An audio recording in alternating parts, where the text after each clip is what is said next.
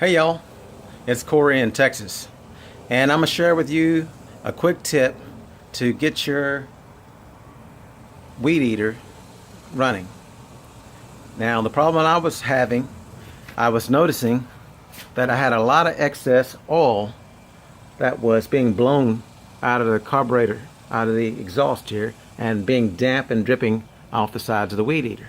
Well, I have an Echo GT225.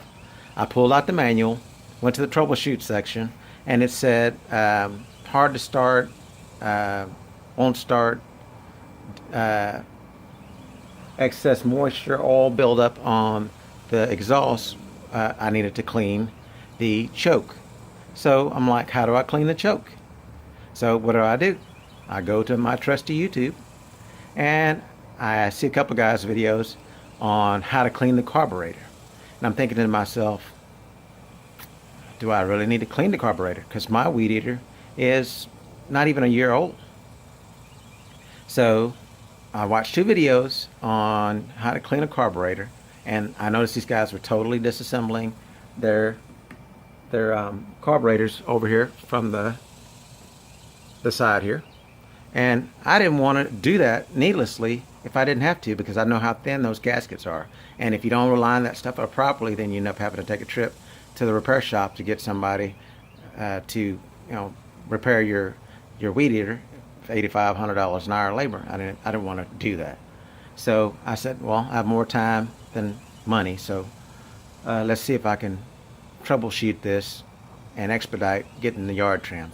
So what I did, I came out in the garage, and like those guys on the video, first thing I did was I disconnected the spark plug, and I took the spark plug out.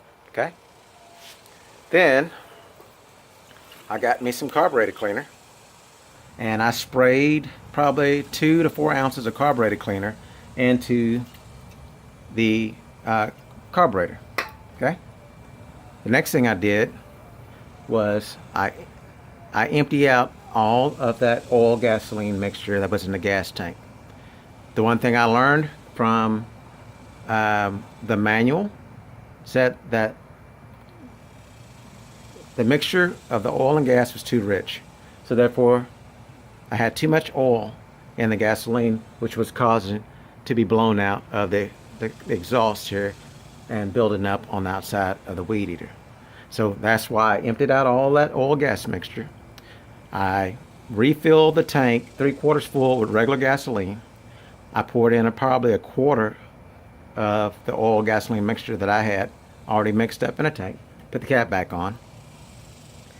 I got out in the yard, and I with the spark plug still out, and I continuously pull that cord, starter cord, probably 30-40 times, to hoping that that carburetor fluid would dislodge whatever was in there clogging the ports a lot, that was creating this excess moisture buildup on the outside of the carburetor. And as you can tell from the way I'm talking, I'm not a mechanic. Okay, I'm not a mechanic. So after doing that, I reinstalled the spark plug.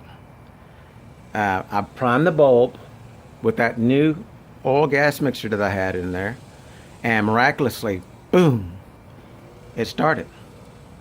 So that saved me from time from having to needlessly disassemble the carburetor and needlessly having to go to a repair shop to get it professionally reinstalled. So I hope that tip helped. And this is Corey in Texas, and I'll see y'all next time.